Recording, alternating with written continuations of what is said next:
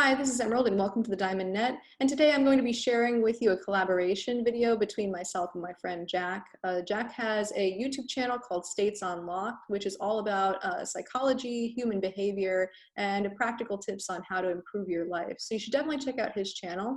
But we're going to be having a collaboration video today on emotions and the shadow. And actually, it really made me realize that, yeah, we all have shame. But the thing is, the reason you can't see it in like a lot of people, in most people, is because no, because shame is like the whole idea of shame, it's self-contained. So it's like, no, we can't show anyone this, we can't show this to anybody.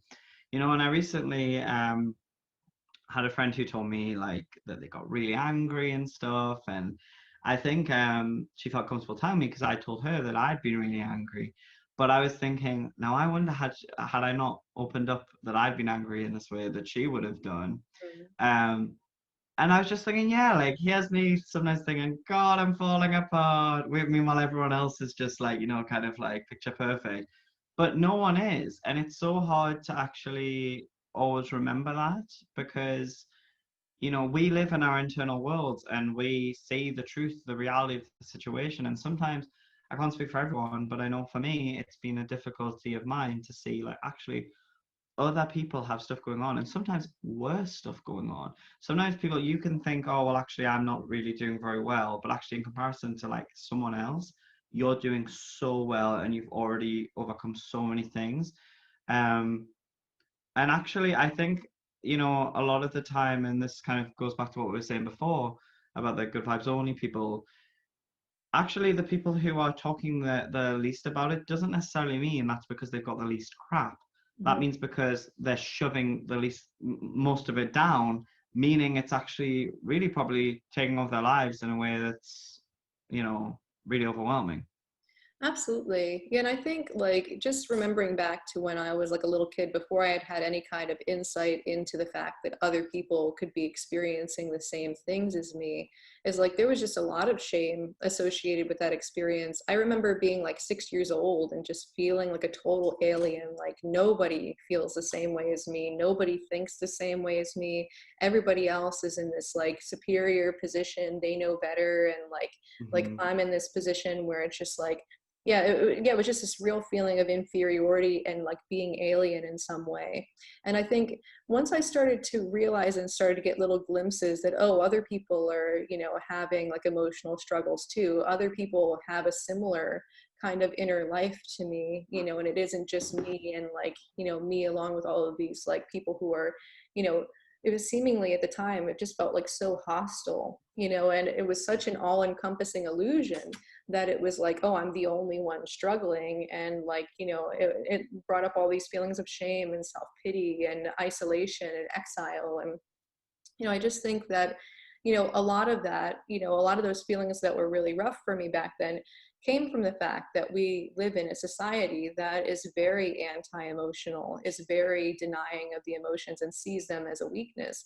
And so fundamentally, it leaves a lot of people kind of trapped by themselves with all of their stuff that they might not feel comfortable sharing with other people because there's without that insight that other people are going through the same thing and that everybody's like fundamentally dealing with this and these are very human things, then it can just feel very isolating, feel very like walled off from other people. And I think if we as a society understood this, and if we like, made this known and it was something that just like the ABCs, everybody gets taught that it would be such a better It would be thing. amazing. Yeah, Yeah. absolutely.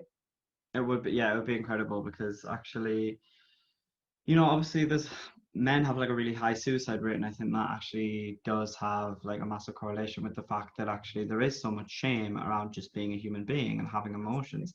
And it's really interesting to think where the hell did this come from? Because actually, to me, and my way of seeing it is that the more you can actually own your feelings, that's a strength. When like people are like that, like I actually perceive them to be way more like strong in themselves in many ways. But then when it's ourselves, we don't necessarily judge ourselves with the same way that we're judging other people.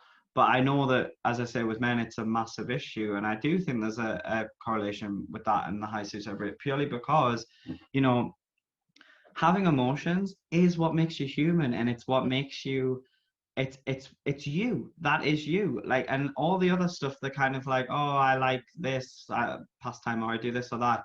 That's surface level stuff, and yeah, okay, you know, it's not completely meaningless, but it, you know, in comparison to what we actually feel, that is really who we are. And I think that obviously some people are more emotional than other people, but I think obviously there's probably a great deal of men that feel a lot of stuff, but they wouldn't dream of talking about it because of how they'd be perceived, and because of other, like if they were to talk to their dad or one of their mates, one of their friends who has the same issue, then they're just going to project the same stuff back, and it's just going to be this mess. And it's, I think it really does boil down to the perception of emotions like that we have in society, as you said. And it would just be amazing if we were taught when we're young that actually, you know, okay, you're angry. Like, you know, if a kid's angry, like instead of shaming them, just saying, okay, you're feeling anger, you know, let's like talk it out.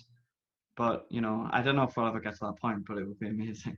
Yeah, absolutely. And I guess like I have hope for the future because I think like it's this is just a completely, this is kind of like the Wild West. It's very untapped. And I think, a lot of it I do think, comes from almost like these like hyper masculine expectations, like it's almost like there's this like, you know, it's sort of like not actual masculinity, but it's like a caricature of masculinity that people are expected to cleave to, but women to a certain extent, but men to a more extreme extent. And this is one thing that I noticed just from the outside, like looking into the situation, is that, going through elementary and middle school and high school, there was always like guys that would kind of police each other's masculinity based on Mm. how much they would show of their emotions. And like there would always be some kind of insult like slung at them, and this kind of condemnation like, oh, if you're like, showing your emotions, you're a wimp, you're not as strong, you're not as macho, you're lesser in status in some way. And so what it does is it creates this really like pressure cooker of a situation, for somebody who, let's say, has experienced a lot of social punishment for like going against that, that idea, like men have to be this and have to be that and have to be that, and have to push away their emotions at all costs. Anybody who goes against that might be experiencing some pretty extreme social punishment. So that it creates this impetus to basically wall things off. And I've always made that association with the high male suicide rate as well, is that, we don't really like hold space a lot for like men's humanity and tenderness and this kind of thing. And, it becomes like a really harmful kind of situation because there comes to be perhaps, and this is just me imagining the situation again from the outside, that it must create this extreme feeling of foreboding and taboo, like, oh, how am I going to be perceived by others if I express my emotions or if I reach out for help? And, there have been a variety of situations where like, like I've said before, like I was like really big into like, let me make sure that I appear as like stoic and macho as I possibly can.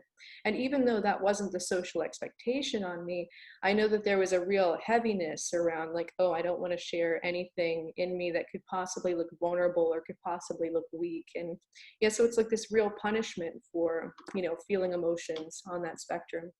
Yeah, and I mean, like obviously this whole topic of the shadow light encompasses so many different like sub topics. Like obviously what we're talking about is like toxic masculinity, and I think this is like obviously something that like quite obviously affects men, but it also affects women because it's really like putting women down to be like, you know, when people be like, oh, like if a boy cries, like, oh, are you a little girl? Are you a little girl? And it's obviously the message that kind of that's weak. Being a little girl is weak. Crying is weak. You know, that's for girls. That's not for you. Absolutely. And you know, I mean, I'm a very sensitive person, and I mean, obviously, I got a lot of this messaging as a kid, and even as a kid I just didn't understand it. I remember being very like thinking it was all very weird and thinking like, but this is just against what feels natural, you know. And I think actually now it's a bizarre one because actually when I'm talking about, I think obviously it's perceived by society as strong not to feel emotions or not to show emotions, and in a sense, you know, that is true because if you like, the more emotions you show, you're potentially making yourself more vulnerable. Mhm. But if you really look at it from a bird's eye view, yes, that is one way of looking at it. But really to know that and then still own it is courageous. And that is, to me, is real strength, to say, you know what, actually society sees it like this, and yet I'm still going to own it. And you know, that is the real strength. That is the real, I don't want to say masculinity, because that kind of promotes masculinity over femininity, but that's the real power, you know what I mean?